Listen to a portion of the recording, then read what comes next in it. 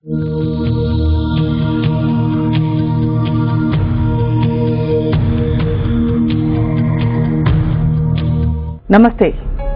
జీవితంలో ఇప్పుడు మంచి స్థితిలో ఉన్నవారు సహజంగానే ఒకప్పుడు తాము అనుభవించిన కష్టాలను మర్చిపోతూ ఉంటారు. కష్టం విలువ తెలిసిన వారు పాత రోజులను గుర్తుంచుకుంటారు. కానీ సేవాగుణం ఉన్నవారు మాత్రమే తాము పడ్డ కష్టాలు ఇతరులు పడకూడదని అంకిత భావంతో ముందుకు వచ్చి అభాగ్యులను సేవిస్తూ తరిస్తూ ఉంటారు. ఏ దిక్కు లేని వారికి గుడి గోపురమే దిక్కు.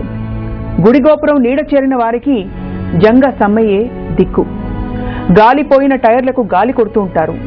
కాలిపోయే అనాథ కడుపుకు అన్నం పెడుతూ ఉంటారు. అలనాడు హనుమ సీతారాములను కలిపితే ఈ హనుమంతుని భక్తుడు నిరుపేద జంటలను కలుపుతూ ఉంటాడు. అనాథలకు అన్నం పెట్టి నీడనిస్తున్న జంగ సమ్మయ్యకు సాక్షి సలాం.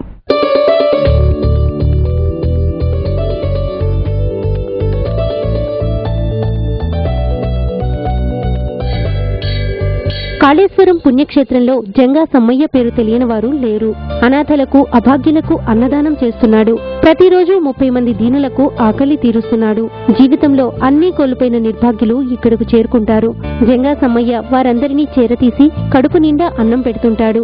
మాకు గుడికాడ కూర్చున్న వాళ్ళందరికీ ముసలోళ్ళకు ఓబెడతాడు. అయినా చేయబట్టే మేము ఆఖరికి ఆడ తింటలేము, ఇంటికాడ తినలేము. నేనే తింటాను మంచిగా కడుపు చల్లకుండా బిడ్డల కొడుకులు చల్లకుండా అంటాం. కేవలం అన్నదానం కోసమే నెలకు 15,000కు పైగా ఖర్చు చేస్తుంటాడు.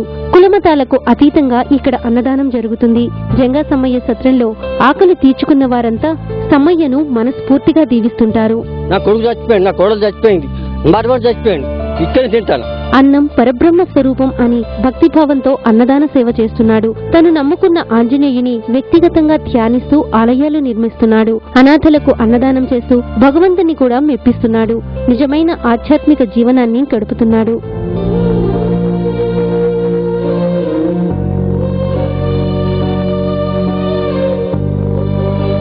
చాలా కష్టపడుకుంటా చిన్న నుంచి పెద్ద వరకు కష్టపడుకుంటా వచ్చి అన్ని చాలా బాధలు పడుకుంటా సైకిల్ షాప్ పెట్టుకొని, సైకిల్ కొట్టు పెట్టుకొని, ట్రాక్టర్ దున్నుకొని, షెబాజ్ బండి అమ్ముకొని అప్పటి నుండి కష్టపడుకుంటా వచ్చి ఇవాళ దేవుడు ఆయనకు మేలు చేసిండు. కాబట్టి ఆ చిన్నప్పటి కష్టాన్ని ఆయన గుర్తు చేసుకుంటూ కష్టం వచ్చిన వాళ్ళకి ఆయన సేవ చేసుకుంటూ ఉంటాడు.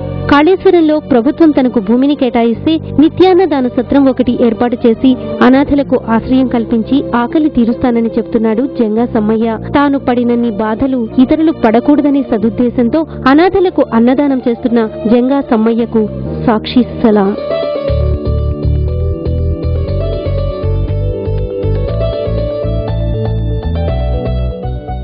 జంగ సమ్మయ్యను సాక్షి సాదరంగా అభిమానపూర్వకంగా స్టూడియోస్ కి ఆహ్వానిస్తోంది.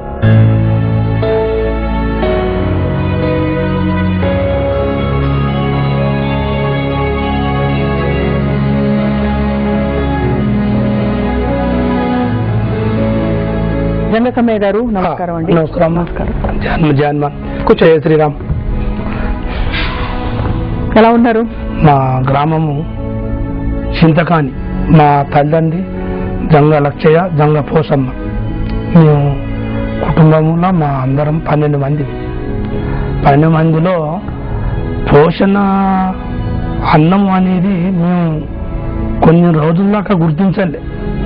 సబ్జలు, కొర్రలు, తైదలు, ఉర్యంగ కుడుములు, ఇప్ప పూలు, తురికి పండ్లు, సన్నగడ్డలు, పుట్టగొడుగులు, బొద్ది ఆకు ఇవన్నీ తినేవారా? ఇవన్నీ మేము తిని కొన్ని రోజులు జీవించాల్సి వచ్చింది.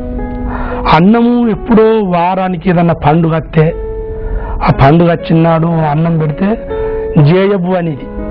జేయబు అంటే పరమాత్ముని దగ్గర నుంచి వచ్చింది అన్నట్టుగా భావించుకునేది. అన్నం ముద్ద జేయబు. అంత కష్టం పడి మీరు పైకి వచ్చారు.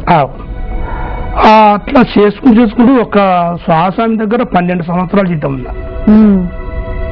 12 సంవత్సరాల జీతం ఉన్నప్పుడు కూడా మాకు కట్టుకోవటానికి గుడ్డలు లేవు. అప్పుడు దాదాపు 40-35 సంవత్సరాల కింద మా ఒక్క కుటుంబం కాదు, ఆ ఏరియా అంతా అట్నే ఉంది. కష్టంతో కూడిన బాల్యం సాగింది.